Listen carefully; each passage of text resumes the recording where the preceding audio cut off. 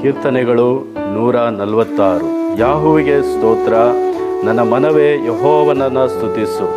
ಪ್ರಾಣ ಇರುವವರೆಗೂ ಯೆಹೋವನನ್ನು ಸ್ತುತಿಸುವೆನು. ಜೀವಮಾನವೆಲ್ಲ ನನ್ನ ದೇವರನ್ನು ಕೊಂಡಾಡುವೆನು. ಪ್ರಭುಗಳಲ್ಲಿ ಭರವಸೆ ಇಡಬೇಡಿರಿ, ಮಾನವನನ್ನು ನೆಚ್ಚಬೇಡಿರಿ. ಅವನು ಸಹಾಯ ಮಾಡ ಶಕ್ತನಲ್ಲ. ಅವನ ಉಸಿರು ಹೋಗಲು ಮಣ್ಣಿಗೆ ಸೇರುತ್ತಾನೆ. ಅವನ ಸಂಕಲ್ಪಗಳೆಲ್ಲ ಅದೇ ದಿನದಲ್ಲಿ ಹಾಳಾಗುವವು.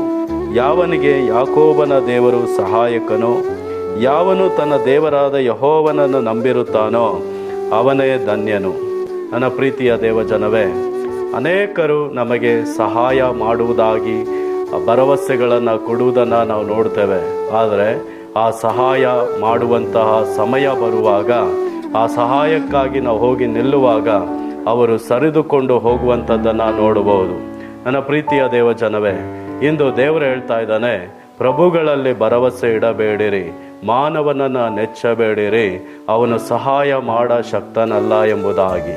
ಅನೇಕ ವೇಳೆಯಲ್ಲಿ ಮನುಷ್ಯರು ಭರವಸೆಗಳನ್ನು ಮಾತ್ರ ಕೊಡ್ತಾರೆ. ಇಲ್ಲಿ ದೇವರ ವಾಕ್ಯದಲ್ಲಿ ನಾವು ನೋಡ್ತೇವೆ, ಯಾವನಿಗೆ ಯಾಕೋಬನ ದೇವರು ಸಹಾಯಕನೋ, ಯಾವನು ತನ್ನ ದೇವರಾದ ಯೆಹೋವನನ್ನು ನಂಬಿರುತ್ತಾನೋ ಅವನೆಷ್ಟೋ ಧನ್ಯನು ಎಂಬುದಾಗಿ. ದೇವರ ಮೇಲೆ ನಾವು ನಂಬಿಕೆ ಇಡುವಾಗ ದೇವರು ನಮ್ಮ ಎಲ್ಲ ನಿರೀಕ್ಷೆಯನ್ನು ಕೂಡ ನೆರವೇರಿಸುವವನಾಗಿದ್ದಾನೆ. ಕೊಟ್ಟ ಮಾತಿನಂತೆ ಆತನು ನಡೆಯುವಂಥವನಾಗಿದ್ದಾನೆ. ನನ್ನ ಸೇವೆಯ ಹಾದಿಯಲ್ಲಿ ಅನೇಕರು ಎಲ್ಲರ ಮುಂದೆ ನಿಮ್ಮ ಸೇವೆಗೆ ಬೇಕಾದಂತಹ ಕಾರ್ಯಗಳನ್ನು ಮಾಡುತ್ತೇನೆಂಬುದಾಗಿ ಭರವಸೆ ಕೊಟ್ಟಿರುವುದನ್ನು ನೋಡಿದ್ದೇನೆ. ಆದರೆ ಆ ಭರವಸೆ ನೆರವೇರಿಸುವಂಥ ಸಮಯ ಸಂದರ್ಭ ಬರುವಂಥ ವೇಳೆಯಲ್ಲಿ ಅವರು ಪೂರೈಸದ ಹಾಗೆ ಸರಿಯುವುದನ್ನು ನೋಡಿದ್ದೇನೆ. ಆದರೆ ಅನೇಕ ಸಮಯದಲ್ಲಿ ನಾನು ನೋಡಿದಂಥ ಕಾರ್ಯ, ಭರವಸೆ ಕೊಡುವಂಥ ಮನುಷ್ಯನು ಆ ಒಂದು ಭರವಸೆಯನ್ನು ಪೂರ್ತಿ ಮಾಡೋದಕ್ಕೆ ಸಾಧ್ಯವಿಲ್ಲ. ಆದರೆ ದೇವರು ಭರವಸೆ ಕೊಡದೇ ಇರುವಂಥ ವ್ಯಕ್ತಿಗಳನ್ನು ಇಟ್ಟು ನಮ್ಮ ಎಲ್ಲ ಅಗತ್ಯಗಳನ್ನು ಕೂಡ ಅವರಿಂದ ಪೂರೈಸಲು ಸಾಧ್ಯ. ಅನೇಕ ವೇಳೆಯಲ್ಲಿ ನಾವು ಮನುಷ್ಯರ ಮೇಲೆ ಭರವಸೆಯನ್ನಿಟ್ಟು ದೇವರನ್ನು ತೊರೆಯುವಂಥವರಾಗಿದ್ದೇವೆ.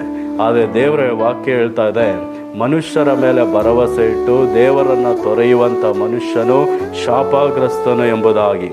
ನಾವು ಯೇಸು ಕ್ರಿಸ್ತನ ಮೇಲೆ ನಂಬಿಕೆಯನ್ನು ಇಡುವಾಗ ಒಂದು ಕಾಲಕ್ಕೂ ನಾವು ಆಶಾಭಂಗ ಪಡೋದಿಲ್ಲ.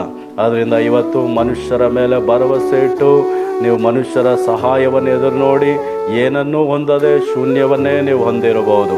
ಆದರೆ ದೇವರ ವಾಕ್ಯ ಇಲ್ಲಿ ಹೇಳ್ತಾ ಇದೆ, ನೀನು ದೇವರ ಮೇಲೆ ಭರವಸೆ ಇಡುವಾಗ, ದೇವರು ನಿನಗೆ ಸಹಾಯಕನಾಗಿ ನಿಲ್ಲುವಾಗ ನೀನೆಷ್ಟೋ ಧನ್ಯನು ಎಂಬುದಾಗಿ.